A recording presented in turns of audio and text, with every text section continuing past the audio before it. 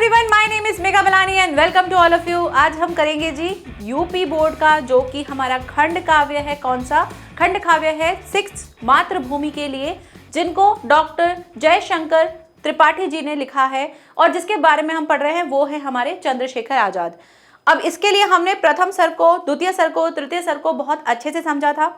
आज हम पढ़ेंगे इसके चरित्र चित्रण के बारे में और इसके साथ साथ जो और क्वेश्चंस निकलते हैं, जैसे प्रतिपाद्य विषय या इसका शीर्षक जो है वो सही है, सार्थक है या नहीं है, तो इन सभी क्वेश्चंस के बारे में पढ़ेंगे। क्योंकि क्या होता है ना, कई बार आपको क्वेश्चन दे दिए जाते हैं दो मिक्स करके कि मातृभूमि के लिए खंड काव्य की शीर्षक की उपयुक्तता बताइए, उसके साथ साथ फिर लिख देंगे और साथ ही साथ इसकी कथा वस्तु को भी लिखिए संक्षिप्त में। अगर ऐसे आ जाता है तो आप कैसे करोगे? तो आपको इसलिए इस टाइप के छोटे छोटे क्वेश्चन जो हैं वो भी आपको पता होने चाहिए कि कैसे कैसे क्वेश्चन आ सकते हैं। स्टार्ट करते हैं। पता है हमने क्या पढ़ा था? तो जिस किसी बच्चे ने नहीं पढ़ा है तो पहले इसका फर्स्ट लेक्चर देखिएगा, तभी आपको यहाँ समझ में आएगा। क्योंकि चरित्र चित्रण अगर लिखना है तो आप सिर्फ और सिर्फ पहला वाला जो लेक्चर है, यानी जिसमें हम कथा वस्तु पढ़ते हैं, उसको पढ़कर भी आप अपने अकॉर्डिंग जो है पॉइंट्स बना सकते हो चरित्र चित्रण के लिए। ठीक है, तो स्टार्ट करते हैं और देखते हैं हमारा नेक्स्ट क्वेश्चन। नेक्स्ट क्वेश्चन बहुत अलग अलग तरीके से आ सकता है। किस तरीके से? कुछ कम से कम 10 से 12 क्वेश्चन आपको इसी के ही मिल जाएंगे। पहला क्वेश्चन ये आ सकता है कि आपको बताना है कि इस खंड काव्य के नायक कौन है, यानी कि मेन हीरो कौन है, और उनका चरित्र चित्रण कीजिए। ठीक है, बेसिक क्वेश्चन ये आ सकता है। नेक्स्ट आ सकता है कि चंद्रशेखर आजाद का जीवन चरित्र जो है उसके बारे में बताइए। नेक्स्ट, नायक का चरित्र चित्रण कीजिए। उसके बाद आ जाता है चंद्रशेखर आजाद के स्वदेश प्रेम का चित्रांकन कीजिए। चित्रांकन, देखो कितना डिफरेंट टाइप का क्वेश्चन है। इसमें भी आपको क्या करना है? इसमें भी आपको चरित्र चित्रण लिखना है। नेक्स्ट आता है आजाद के विरोचित गुणों का उल्लेख कीजिए। विरोचित गुण, वीर वाले जो गुण हैं उनका उल्लेख कीजिए। फिर से आप क्या करेंगे? आप यही चरित्र चित्रण लिखेंगे। नेक्स्ट, चंद्रशेखर आजाद का चरित्र चित्रण कीजिए। सिंपल आ सकता है। या नायक की चारित्रिक विशेषताओं का सोदाहरण उल्लेख कीजिए। तो इसमें उदाहरण भी डाल देना आप, कोई भी, जो भी हमने इतनी सारी घटनाएं देखी थी उसमें से कोई भी उदाहरण भी डाल देना आप। नेक्स्ट, आजाद के विरोचित गुण का वर्णन कीजिए।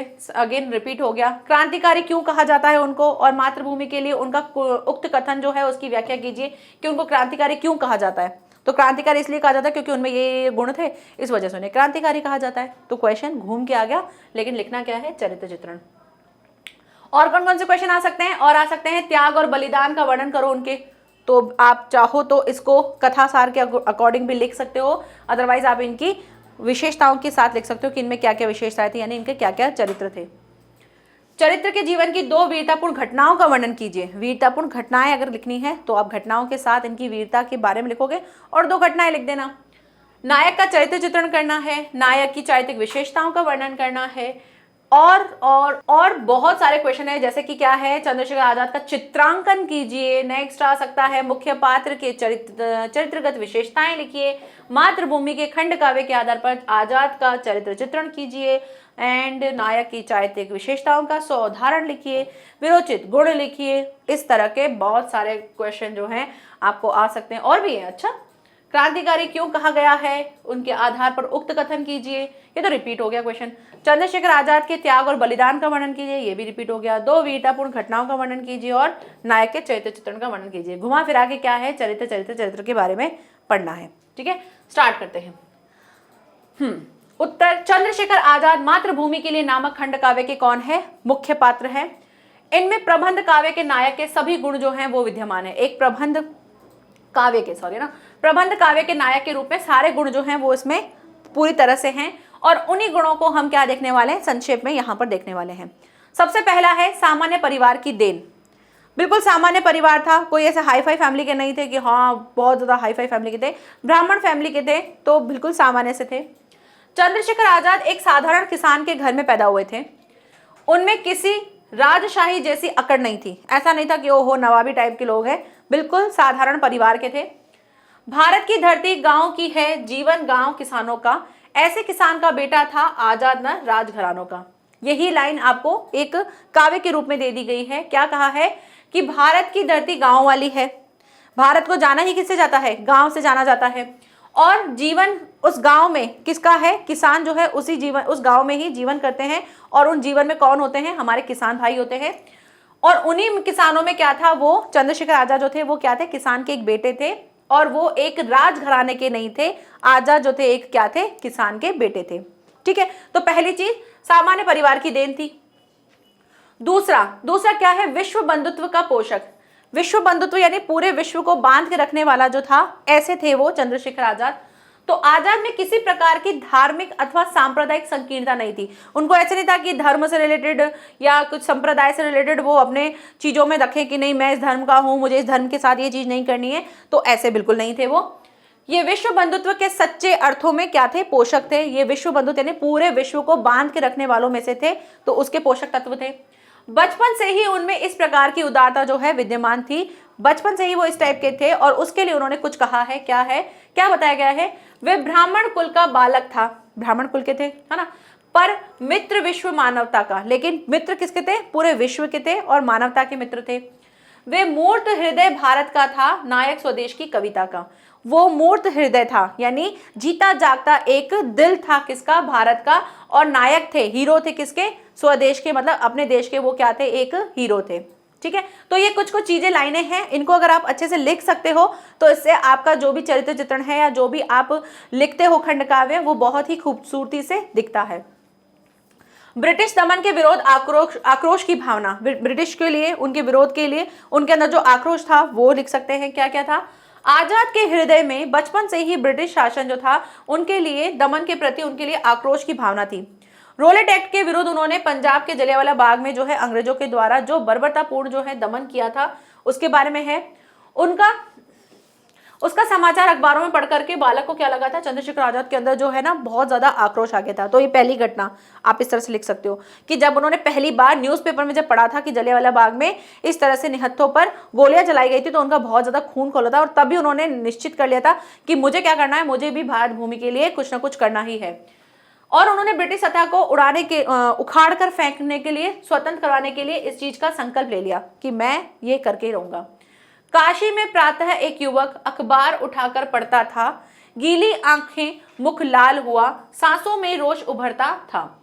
और फिर गांधी का अनुयायी होऊंगा, शासन से सहयोग होगा, वंदिनी भूमि की मुक्ति हेतु जीवन में कर्मयोग होगा। और ये सारी बातें जो हुई थी उन सभी को एक काव्य के रूप में बताया गया है कि वो जब अखबार पढ़ रहे थे और तब उनके अंदर जब वो जलियांवाला बाग के बारे में देखा तो उनका खून खोला और उन्होंने सोचा कि मैं भी जो हूँ इस चीज को करूंगा। और उनकी सांसों में क्या आया था, क्रोध उत्पन्न हो गया था और गांधी के अनुयायी बनेंगे और जाकर के अपनी भूमि को, इन सभी जो है जिन्होंने बंधन बना रखा था हमारे मातृभूमि को, उनसे मुक्त कराएंगे, ऐसी इनकी इच्छा थी। तो यहाँ पर 3 गुण देख लिए हमने और 3 गुणों में आपने उनकी थोड़ी थोड़ी छोटी छोटी सी घटनाएं भी लिख ली। नेक्स्ट चौथी क्या है, मातृभूमि के सच्चे पुजारी। सच्चे पुजारी कैसे थे कि वे जो है अपनी मातृभूमि के सच्चे पुजारी थे। वे अपनी माँ की अपेक्षा मातृभूमि को अधिक महत्व देते थे। वो हमेशा अपनी मातृभूमि को ज्यादा तवज्जो देते थे, अपनी मम्मी से भी ज्यादा। इसके लिए क्या कहा गया है, कहते हैं कि क्या, हिमगिरी किरीट माता का है, सरिता अमृत पिलाती है, ऐसी माता को भूले जो वे पुत्र नहीं कुल घाती है। जो माता जो हिमगिरी है उसका किरीट जो है अपने ऊपर रख रखा है, सरिताएं जिसकी यानी नदियां जो है हमें अमृत जैसा पानी, अमृत के समान पानी पिलाती हैं। तो ऐसी माता को अगर कोई भूल जाता है तो वो पुत्र नहीं, वो क्या है, कुल का घाती यानी कि कुल को नाश करने वाला समझा जाता है। नेक्स्ट बात करते हैं निर्भीक और अदम्य साहसी। निर्भीक थे, डरते नहीं थे और बहुत ज्यादा उनके अंदर हिम्मत थी, साहस था। चंद्रशेखर बचपन से ही निर्भीक और अदम्य साहसी थे। 1921 ईस्वी के असहयोग आंदोलन में भाग लेने गए थे और उनको क्या मिला था, 16 कोड़े जो है मारे गए थे और उसका दंड मिला था। इससे वो बहुत थोड़े से भी विचलित नहीं हुए और भारत माता की जय, भारत माता की जय बोले ही जा रहे थे। मजिस्ट्रेट ने जब उनसे क्वेश्चन पूछा कि बताओ तुम्हारा नाम क्या है, तो उन्होंने बिल्कुल बिना डरे क्या क्या बोला, कहते हैं जेल खाना जिसको बलिदानी वीरों का घर है, हम उसमें रहने वाले हैं, उद्देश्य मुक्ति का संगम है। इस तरह से उन्होंने बोला कि जिसे घर कहते हैं वीरों का घर, वो हमारे लिए क्या है, जेल खाना है, हमारे लिए वही वीरों का घर है। और इस तरह से उन्होंने अपने देश की मुक्ति के लिए ये सारी चीजें कही। नेक्स्ट बात करते हैं इनकी 6th जो कि इनकी विशेषता है वो है शौर्य की प्रतिमूर्ति। शौर्य की प्रतिमूर्ति कैसे, आजाद दिव्य शौर्य की प्रतिमूर्ति थे।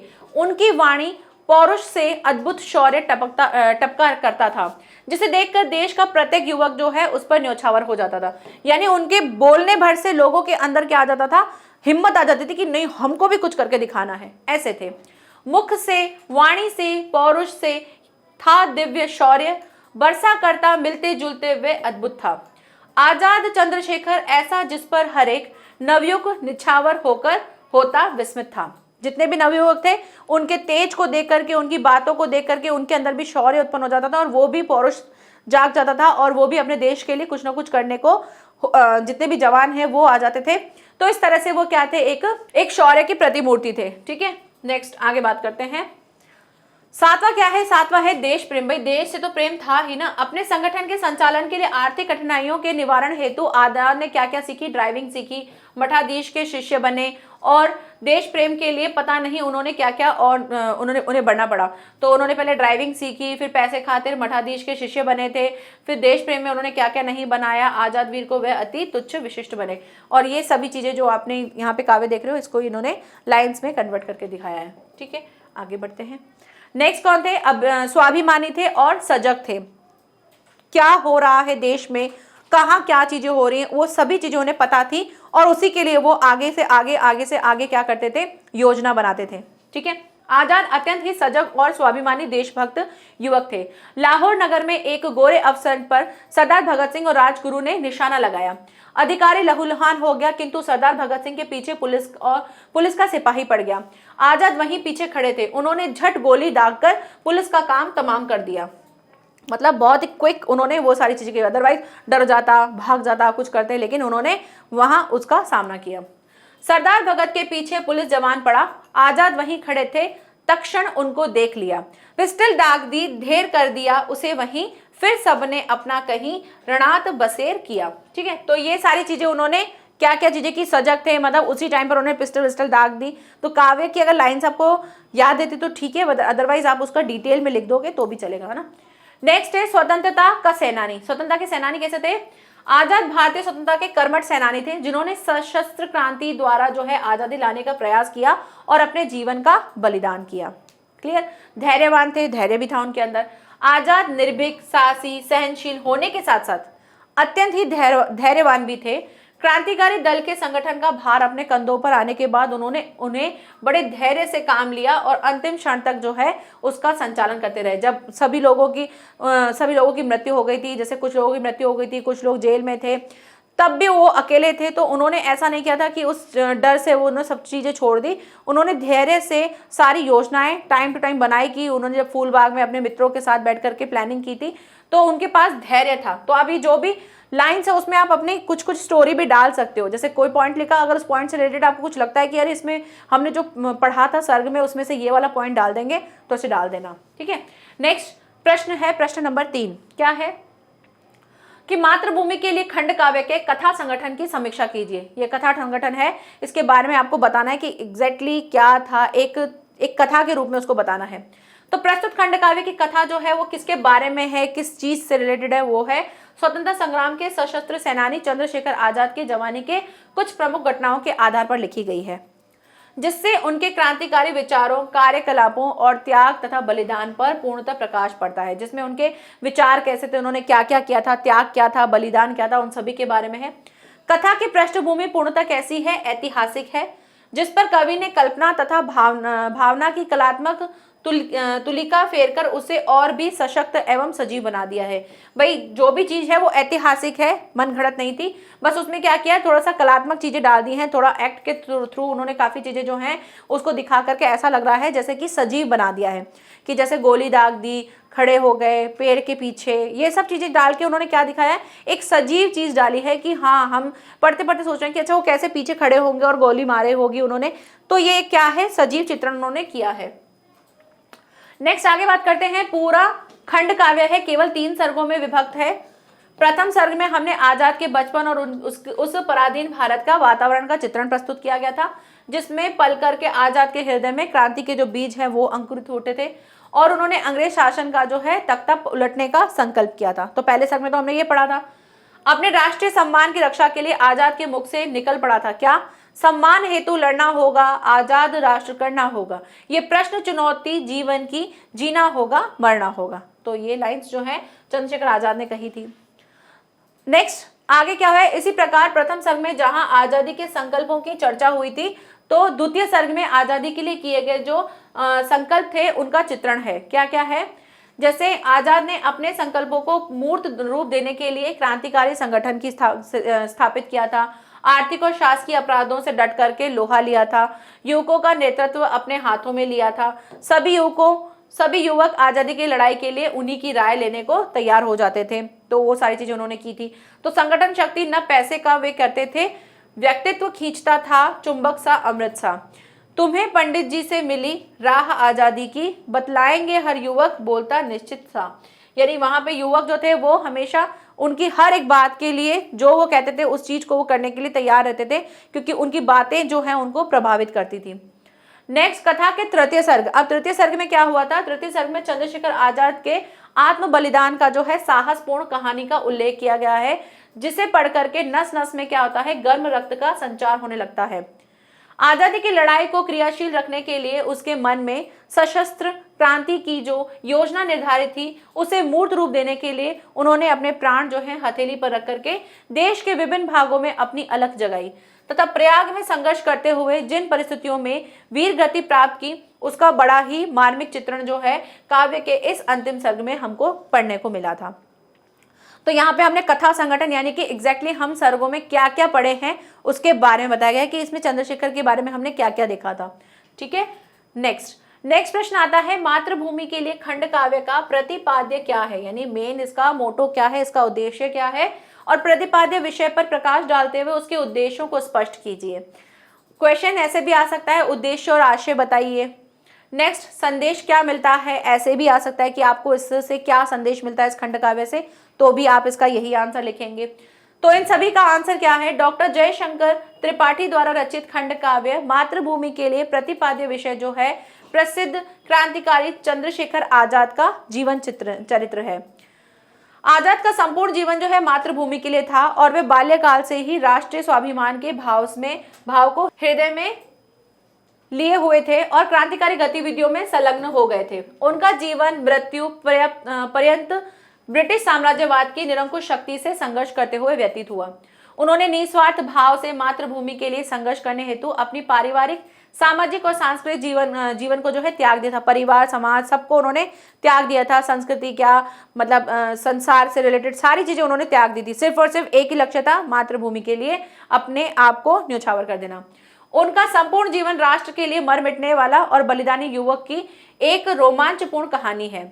ऐसे महान राष्ट्रभक्त के जीवन चरित्र को अपना प्रतिपाद्य बनाकर कवि ने देश की युवा पीढ़ी को क्या बताना चाहा है कि उनके चरित्र से प्रेरणा लेने का संदेश दिया है। क्योंकि कोई भी चीज हमारे लिए होती है, हमको पढ़ाई जाती है, इसका मतलब है कि हम भी कुछ उनसे सीखें।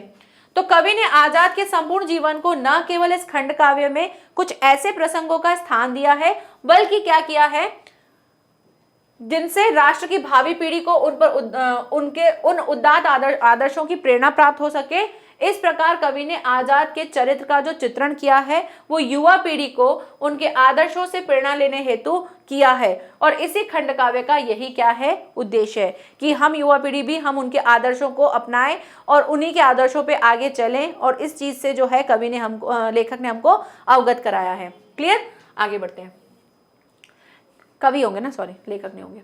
मातृभूमि के लिए खंड काव्य के शीर्षक की उपयुक्तता, देखो आगे ना क्वेश्चन, शीर्षक की उपयुक्तता, ये भी क्वेश्चन आ सकता है। दो क्वेश्चन मिक्स होकर आ सकते हैं कि मातृभूमि के लिए खंड काव्य के शीर्षक की उपयुक्तता को बताते हुए इसके उद्देश्य और आशयों को स्पष्ट कीजिए, ऐसे क्वेश्चन आ जाएगा। तो आपको दो क्वेश्चन को मिक्स करके लिखना है। मातृभूमि के लिए खंड काव्य श्री जयशंकर त्रिपाठी द्वारा रचित है। खंड काव्य का नामकरण मातृभूमि के लिए सर्वस्व बलिदान करने वाले वीरों के साहसपूर्ण कार्यों के आधार पर किया गया है। इस खंड काव्य में कवि ने चंद्रशेखर आजाद के बलिदानों को प्रमुखता प्रदान की है कि उन्होंने जो जो बलिदान किए थे उन सभी के बारे में यहाँ पर बताया गया है। इसीलिए वे इस काव्य के प्रमुख पात्र एवं नायक है। इस प्रकार प्रस्तुत खंड काव्य का जो कथानक है वो मातृभूमि के बलिदानों तथा पात्रों का चित्रण मातृभूमि की सेवा भावना से ओतप्रोत है। जितने भी मातृभूमि पर करने वाले बलिदान जो हैं वो और उनके जो पात्र हैं उन सभी का चित्रण किनके बारे में किया गया है, मातृभूमि की सेवा के लिए किया गया है। अस्तु आदि से अंत तक काव्य में मातृभूमि के लिए ही किए गए संकल्प, संघर्ष और बलिदान का ही वर्णन होने कारण ये उपयुक्त शीर्षक है। ये उपयुक्त शीर्षक है। क्या है कि शुरू से लेके अंत तक जितना भी बात किया गया था वो सभी मातृभूमि के लिए बात की गई थी। तो इसलिए यहाँ पर ये जो शीर्षक रखा गया है मातृभूमि के लिए, तो ये बिल्कुल उपयुक्त शीर्षक है, क्योंकि ये अपनी जिस हिसाब से इसका शीर्षक है उसकी सार्थकता बता रहा है। नेक्स्ट प्रश्न है, मातृभूमि के लिए खंड काव्य के आधार पर चंद्रशेखर आजाद के प्रेरक प्रसंगों का वर्णन कीजिए। देखो अलग से सेपरेट क्वेश्चन ही आ गया है, तो उससे रिलेटेड अगर आपका क्वेश्चन आता है तो आप कैसे आंसर करेंगे, या इससे आपको क्या प्रेरणा मिलती है, या कोई 2 प्रेरक घटनाओं का वर्णन कीजिए, या ऐसे आ सकता है कि आरंभिक जीवन का परिचय कीजिए। तो वो सभी के लिए आपको कुछ प्रेरक प्रसंग है उनको लिख सकते हो। क्या क्या है, तो प्रेरक प्रसंग है, पहला जेल में मजिस्ट्रेट के प्रश्नों के उत्तर एवं 16 बेतों की सजा। इससे रिलेटेड आप पूरा अच्छे से डिटेल में लिख सकते हो कि कैसे उन्होंने क्या क्या पूछा था, क्वेश्चन उन्होंने क्या क्या दिया था।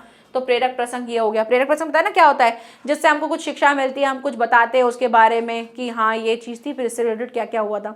तो एक ये हो गया प्रेरक, जहाँ से हमको प्रेरणा मिलती है उसको प्रेरक प्रसंग कहते हैं। ठीक है। असहयोग आंदोलन में सक्रिय सहयोग, तो असहयोग आंदोलन की आप बात लिख सकते हो, उसको थोड़ा सा डिटेल में बना के लिख देना। असेंबली में बम विस्फोट की घटना, जो असेंबली में उन्होंने बम विस्फोट किया था वो वाली बात आप लिख सकते हो। काकोरी कांड, जहां पर उन्होंने हथियार लूटे थे और ट्रेन में से हथियार चुराए थे, वो सारी चीजें आप लिख देंगे। इलाहाबाद के अल्फ्रेड पार्क में आजाद की मृत्यु जो हुई थी, कि जब उनको मारा गया था, जब वो अपने फ्रेंड के साथ प्लानिंग कर रहे थे, वो सारी चीजें आप इसको डिटेल में करके लिख देंगे। ठीक है। नेक्स्ट क्वेश्चन क्या है, मातृभूमि के लिए खंड काव्य के आधार पर स्पष्ट कीजिए कि आजाद ने विद्यार्थी जीवन से ही महान साहसी होने का परिचय दिया है और उसका आरंभ कैसे किया। तो विद्यार्थी जीवन वाला जो 16 बेतें जो उस पर लगी थी वो वाला आप अच्छे से इसको डिटेल में लिखेंगे। कैसा है, मातृभूमि के लिए खंड काव्य के रचयिता डॉक्टर जयशंकर त्रिपाठी ने आजाद के बचपन की घटना का वर्णन करते हुए क्या कहा है कि एक दिन जो है चंद्रशेखर आजाद अखबार में जलियांवाला बाग के हत्याकांड का समाचार पढ़ा तो वे आक्रोश से भर उठे और उनकी आंखों से क्या आ गए थे, आंसू आ गए। मित्र ने पूछा कि क्या तुझे माँ की याद आ रही है, तो इस पर आजाद ने उत्तर दिया, तूने ठीक कहा, माता की याद सताती है, भारत जननी की। भाई तू सही कह रहा है, माता की याद आ रही है, लेकिन किसकी, मेरी भारत माता की याद आ रही है। वे अपने छात्र साथियों से कहा करते थे कि सूत्र रटना छोड़ो और आजादी का पाठ पढ़ो। ये हमने लाइन भी पढ़ी थी ना, तो सूत्र रटना छोड़ो, आजादी का पाठ पढ़ो। वे गांधी जी के अनुयायी बनने के लिए साथियों से कहते हैं और आत्मसमर्पण की प्रतिज्ञा भी लेते हैं कि मैं जो हूँ अपने आप को समर्पण कर दूंगा मातृभूमि के लिए, इस चीज की वो प्रतिज्ञा लेते हैं। उन्होंने बचपन में ही देश सेवा का व्रत ले लिया था और इसी उद्देश्य की पूर्ति हेतु महात्मा गांधी द्वारा चलाए जा रहे असहयोग आंदोलन में भाग लेने के लगे। असहयोग आंदोलन का प्रभाव जो है काशी तक भी पहुंचा, जिससे प्रभावित होकर आजाद ने अध्ययन त्याग करके मातृभूमि की सेवा का क्या ले लिया, व्रत ले लिया कि मैं भी क्या करूंगा, मातृभूमि की सेवा करूंगा। फिर लोगों ने सरकारी नौकरी भी छोड़ दी, युवकों ने सरकारी कार्यालयों में धरना दिया और कॉलेजों को भी बंद करा दिया। यद्यपि आजाद के साथ अल्पविवेक में और कम साथी थे, मतलब कम थे, बहुत ही कम साथी थे, फिर भी ब्रिटिश राज्य इनके शौर्य के आगे अपने को विवश और पराजित महसूस करता था। जब इन वीरों पर अंग्रेज शासक लाठियां भांजते या अश्रु गैस का प्रयोग करते तो ये भारत माता की जय की ध्वनि जो है संपूर्ण वातावरण में गूंजा देते थे। अंग्रेजों ने चंद्रशेखर आजाद को बंदी बना लिया और उन पर अभियोग चलाया। जब आजाद न्यायाधीश के सामने लाए गए तो उससे प्रश्न पूछे गए कि तब उन्होंने पूछने पर जेल खाने को उन्होंने अपना घर बताया। तो आप ये पूरा प्रश्न अच्छे से लिख देना कि उनसे मजिस्ट्रेट ने क्या क्या पूछा था। तो जब ये सब चीजें कर रहे थे असहयोग आंदोलन में, जब उन्होंने भी भाग लिया तो उनको फिर पुलिस पकड़ के ले गई और उनको जेल वेल में डाल दिया। फिर जब न्यायाधीश के सामने जब उनको प्रस्तुत किया गया तो मजिस्ट्रेट ने जब उनसे क्वेश्चन पूछे तो उन्होंने अपने क्वेश्चन के आंसर, नाम के लिए उन्होंने आजाद कहा, जब पूछा पिता का नाम क्या है तो उन्हें स्वाधीन कहा, और जब उनसे उनका घर पूछा गया तो उन्होंने क्या कहा, जेल खाना कहा। चंद्रशेखर के इस प्रकार के निर्भीक और साहसपूर्ण उत्तरों को सुनकर के मजिस्ट्रेट जो है वो आश्चर्यचकित हो गए कि ये क्या बोल रहा है, और उन्होंने फिर क्या किया, उन पर 16 बेतें जो है उनकी सजा सुनाई। आजाद भारत माता की जय के साथ विचलित हुए बिना बेतों की सजा जो है वो सहन कर रहे थे। जब वे जेल से छूटे तो उनके युवा साथियों और जनता ने उन्हें घेर लिया। एक सभा बुलाई गई जिसमें 20,000 लोग सम्मिलित हुए। सभी ने उनका अभूतपूर्व स्वागत करते हुए फूल मालाओं से लाद लिया। सभा में आजाद की शौर्य गाथाओं पर व्याख्यान जो है वो होने लगे और उन्हें आजाद नाम प्रदान किया गया। तब उनको क्या दिया गया था? आजाद नाम दिया गया था। इससे पहले चंद्रशेखर बोला जाता था, लेकिन फिर उनको आजाद के नाम से बुलाया गया कि अब इसे हम इन्हें क्या कहेंगे? आजाद कहेंगे। इस सभा में शिव प्रसाद गुप्त तथा स्वतंत्रता प्रेमी संपूर्णानंद जो हैं उन्होंने भी क्या लिया था? भाग लिया था। और इस प्रकार चंद्रशेखर आजाद अपने विद्यार्थी जीवन से ही क्या हो गए थे? बहुत ही महान साहसी होने का उन्होंने परिचय दिया था कि जब वो 15 साल के थे और तभी उन्होंने ये सब चीजें कर ली थी। तो यहाँ से उनके साहसी होने का हमें परिचय मिलता है। और यहीं पर ये खंड काव्य जो है हमारा एंड होता है।